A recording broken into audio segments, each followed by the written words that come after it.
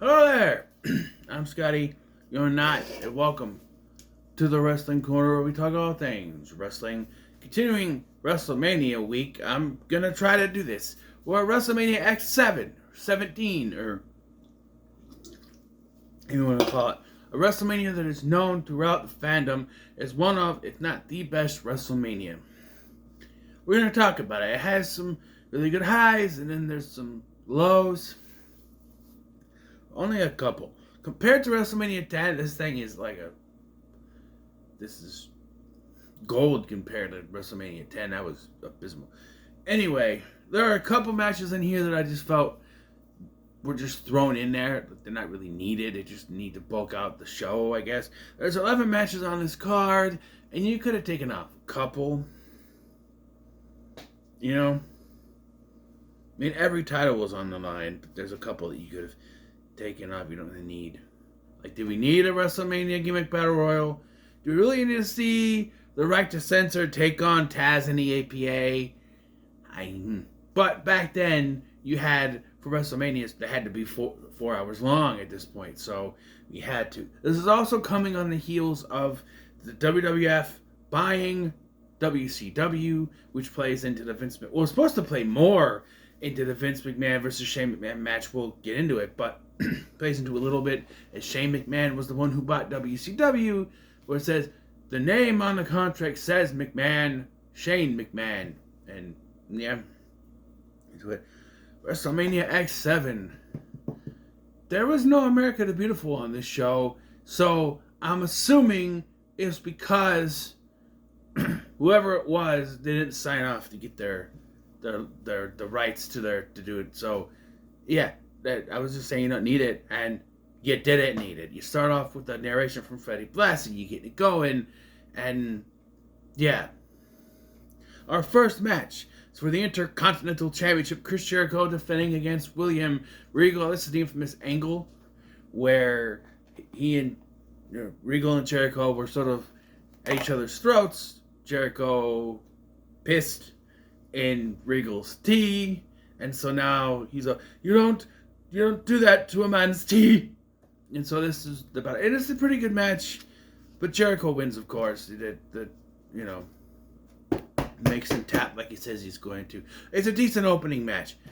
If anything, though, I think other later WrestleManias would learn that you need a big opening match. So in hindsight, you probably should have put the TLC 2 match as the opener to get everything going, because you put it in the middle of the card and it kind of just is there. It works, but that should have been the opener. You need a ladder match, a match where you have to climb out. That could have been a good opener, but they put it later in the night, which still works. But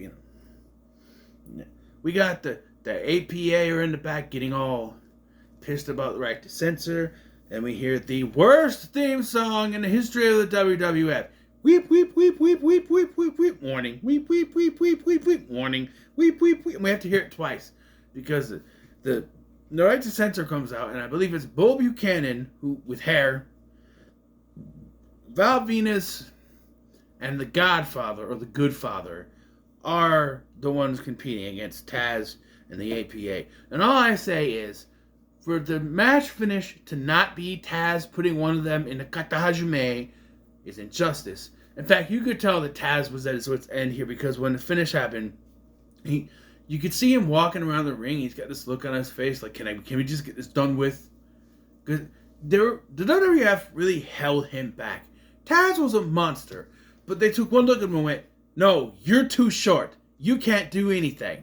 And so he wasn't allowed to do anything. They put him in his stupid-ass coveralls, and threw him out there. I think he maybe won the hardcore title a couple times. He won the tag titles with Spike Dudley of all people, and then they said, your ass is too short, sit at commentary. Taz could have been a monster. He could have done something, but Vince McMahon thought he was too short. So I wonder what he would do with me. I think Taz is shorter than me, though. I'm 5'3", so I'm short when it comes to wrestling, I guess. I don't know. But then the cruiserweights will come out, and some of those guys are relatively short. Rey Mysterio, he's shorter than I am, I think. But Taz, you're too short for a big guy. You have to sit at commentary. Also, the commentary team is JR and Paul Heyman, which I always thought was messed up. Because I remember watching stuff 2001. I'm like, where is Jerry Lawler? And there was a whole thing with him and the cat, and yeah. So yeah, we have Taz and the APA win. We have what is a pretty decent hardcore triple threat match. It's Raven defending against Kane and the Big Show. Pretty decent match, but it's like they fight a little bit and then they like first of all, Raven and Kane are in the ring before the Big Show even comes out and they start fighting, which they like to do in the Attitude Era. Look no further than SummerSlam 2000, where it was Kurt Angle, Triple H, and The Rock. But the whole angle for that match was Triple H and Angle was trying to steal Stephanie away from Triple H. That's all it was. The Rock was a second thought. The WWE Championship was a second thought. So they just started fighting before The Rock came out, and The Rock came out at like a last thought, and that's what it was here. But it didn't take as long for Big Show to come out than The Rock. And Big Show wasn't even champion yet. He does win the hardcore title in this. But it's like, it starts out, they're fighting out there, and then it feels like they went, okay, we gotta go back here now, and they just sort of just walk back there. At one point, they lock each other in this cage with Kane on the outside, but Kane just comes in and kicks the door in. What was the point? I don't know. And it's not like the whole thing with Savage and Crush from the last WrestleMania I did. That was a malfunction. This was just, I don't know, poor booking. Why have it like the thing he was going to kick the door in? I don't know. But they end up in a dumpster, which is where the match finishes, and Big Show wins. And there's no 24/7 shenanigans, even though it was around, right? Maybe for a time it wasn't. I don't know. The European title was on the line next. Eddie Guerrero, God's sakes, Eddie Guerrero with Saturn, and I'm like, why? And I remembered, the Radicals were a thing. That's right, they were on their way out at this point, I think. Dean Malenko does come out to help. Versus Test.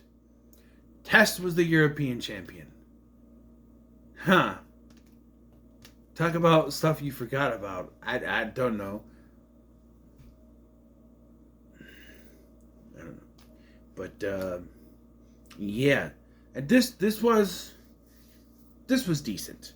This was a decent match. Some good stuff. It's Eddie Guerrero, so he's got some good stuff going on. This has got Latino heat. That's not no Viva la Raza, not yet. But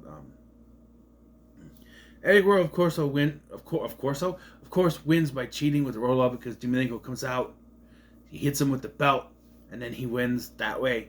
So yes, Eddie cheated. Like Saturn had him in the belt, he whacks him with it. 1, 2, 3. That's it. But it was decent. Speaking of but here's a good match: Kurt Angle versus Chris Benoit. Don't want any comments about Chris Benoit, what he did, what he didn't do, whatever. Despite what he did in his personal life, the man was a great technical wrestler. And this match proves that these two men are great technical wrestlers. It's too bad that the finish happened but didn't happen. Because during the match, the referee gets knocked down.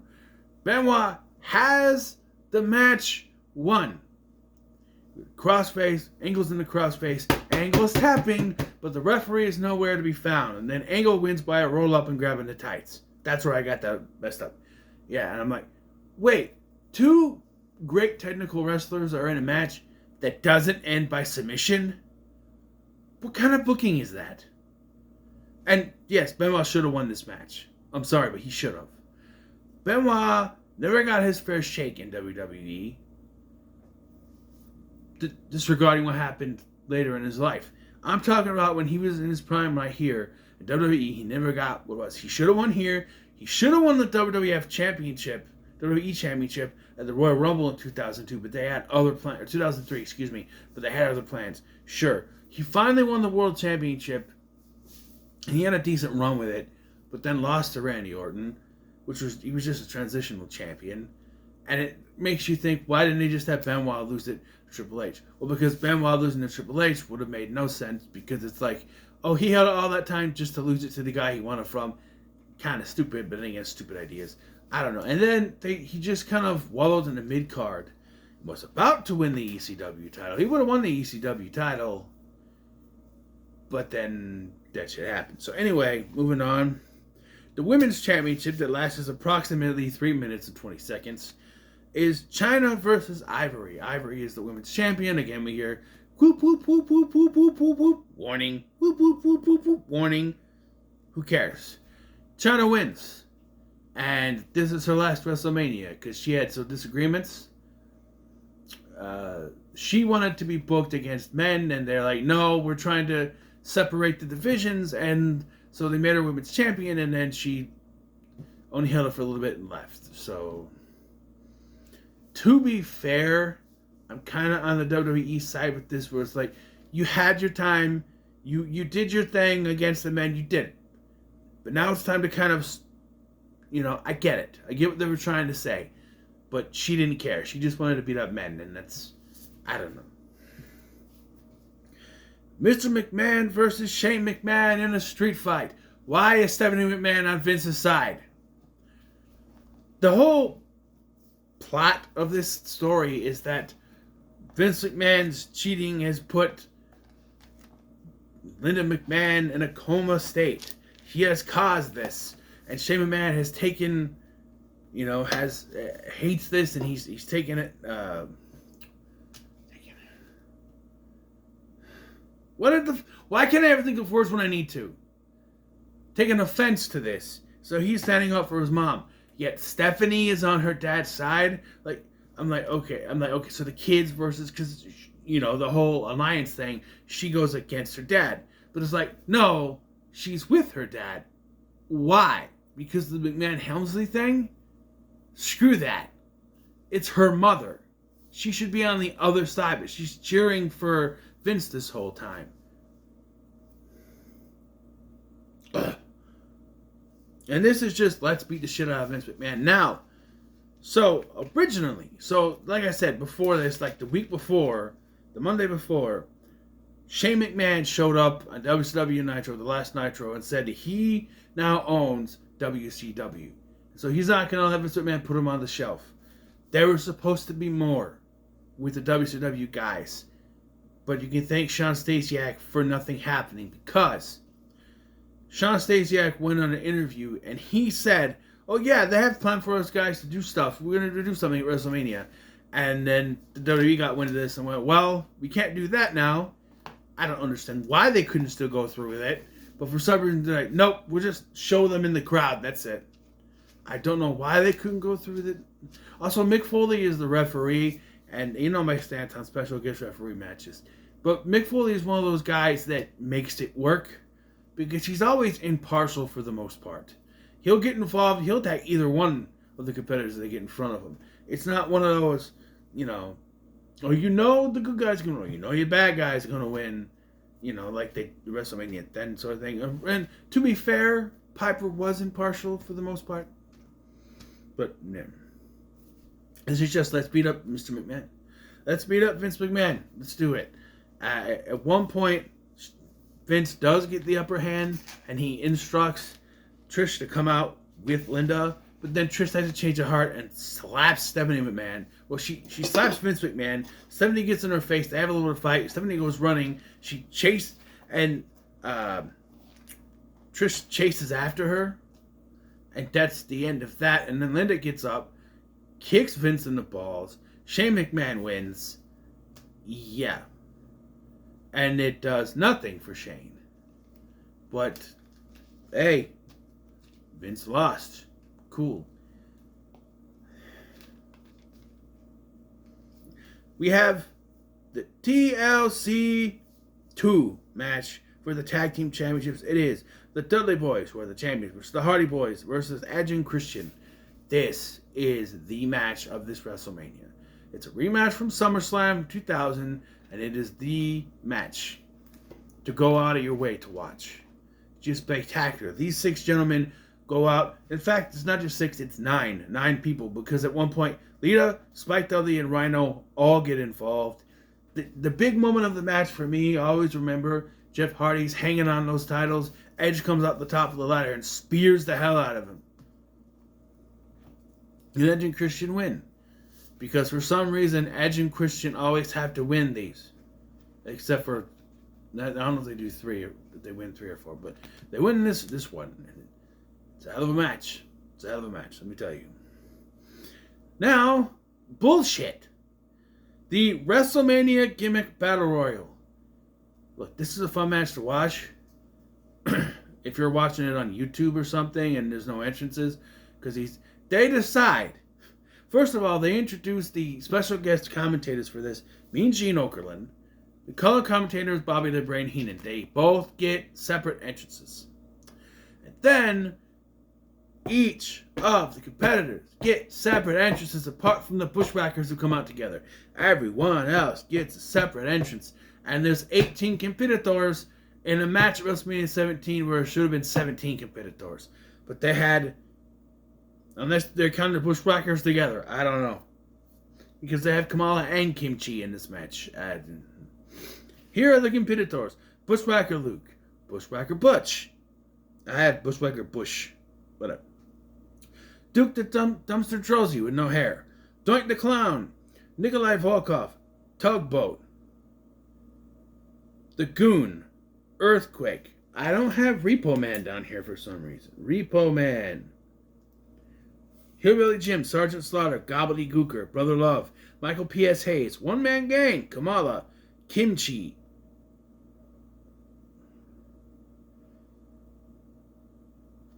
Jim Cornette. And I do have Repo Man. My bad. He's at the bottom. Repo Man. Yes. And Iron Sheik wins because he can't take a bump.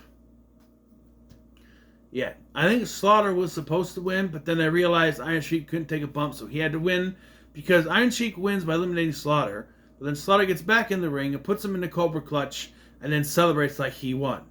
So I think that's what was supposed to happen. But yes, for all intents and purposes, Iron Sheik won because he couldn't take a bump. So I would have just said, okay, he's not in the match, but they had to put him in the match, I guess. Triple H versus The Undertaker because they didn't have anything for them to do. Literally, that's what it is. They looked at the card and they went, oh, we don't have anything for Triple H or The Undertaker. Let's put them together. That's what it is. I always thought this was like a street fight or no falls count anywhere or something because they go everywhere in this arena and don't get counted out. Because I believe the referee gets knocked out at some point. So they just go all over the place and fight each other. And again, I have to point out in matches like these, instead of doing a referee bump and knocking the referee out and going everywhere, just make it a falls count anywhere match. Or no disqualification match. If you're going to have a match, if you want to have a match where they go everywhere without the constraints of a count out or disqualifications, don't do a ref bump. Just make it no disqualifications or falls count anywhere. It's much simpler than doing a screwy ref bump when it's not needed. That being said, Motorhead doing Triple H's song is the worst thing ever. They do one of the worst performances I have ever seen. Lemmy doesn't have his mustache, which is already a cursed image, and he's Kent. Yeah, I'm the head of the guitar. Gun. He's it's not good. It's terrible. Sorry. And of course the Undertaker wins because it's WrestleMania. Undertaker's never going to lose at WrestleMania.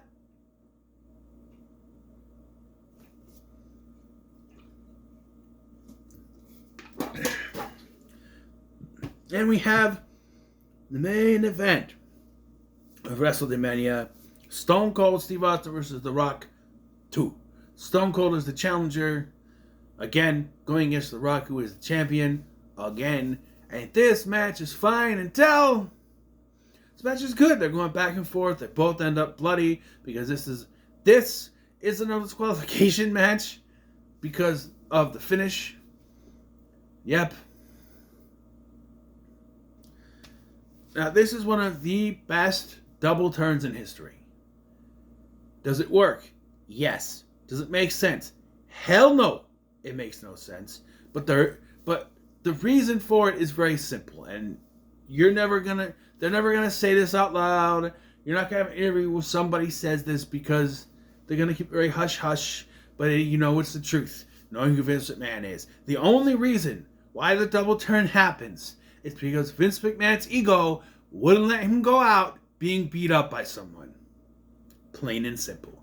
He had to end the night going out on top. He couldn't end the night being beat up by his own son and losing the match. He had to go out looking good on top because his ego wouldn't let him go out like he was earlier.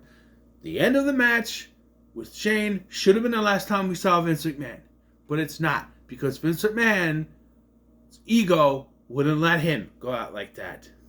So instead, Vince McMahon comes out for no reason and has the chair, and all of a sudden, Stone Cold is now a bad guy, and telling Vince McMahon to bring in the chair. They're beating up The Rock.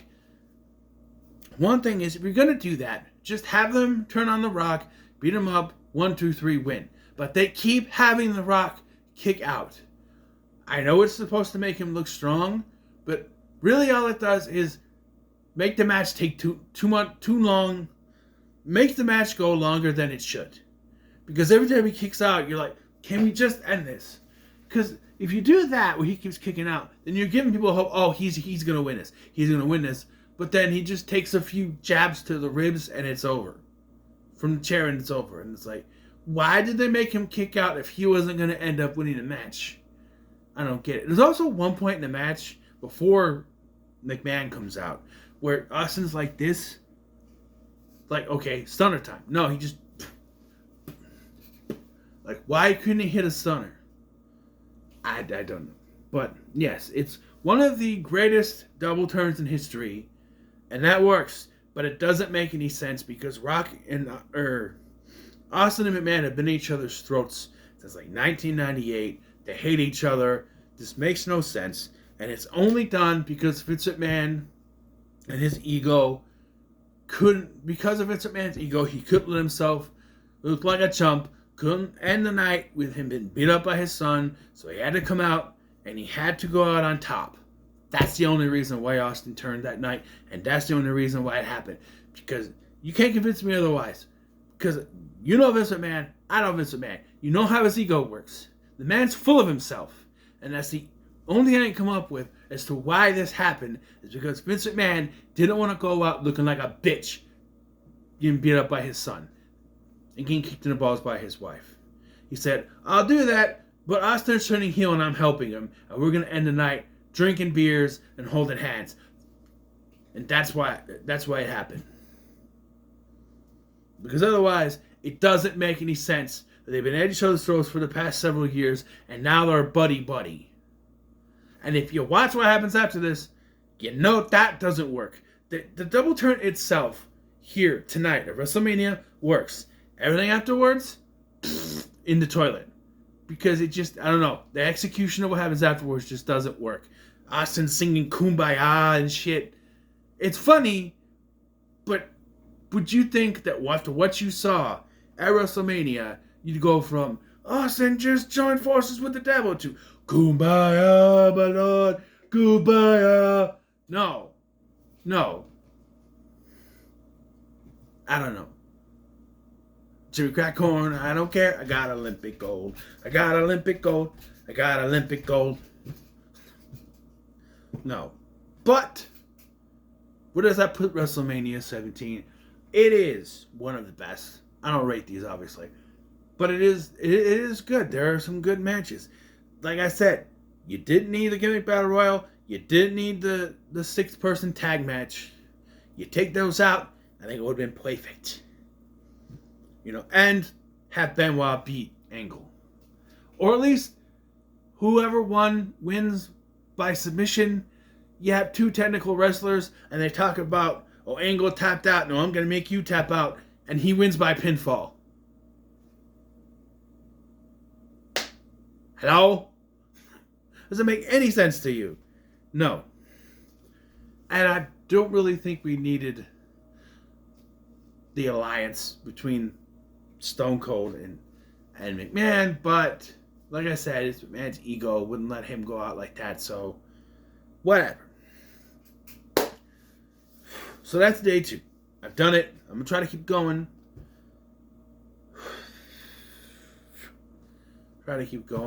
If you're wondering, what happened to WrestleMania 14? You said you were doing that one. I've changed my mind. I'm doing 17, 18, 19, and a mystery one. A surprise for the last day. The day before WrestleMania. Friday. So, you'll see when we get there. So, what are your thoughts on WrestleMania is what I said. WrestleMania 17. Remember, comment, be sure to like, share, and subscribe. Thank you for watching. I'm Scott, and I'll see you in the next one.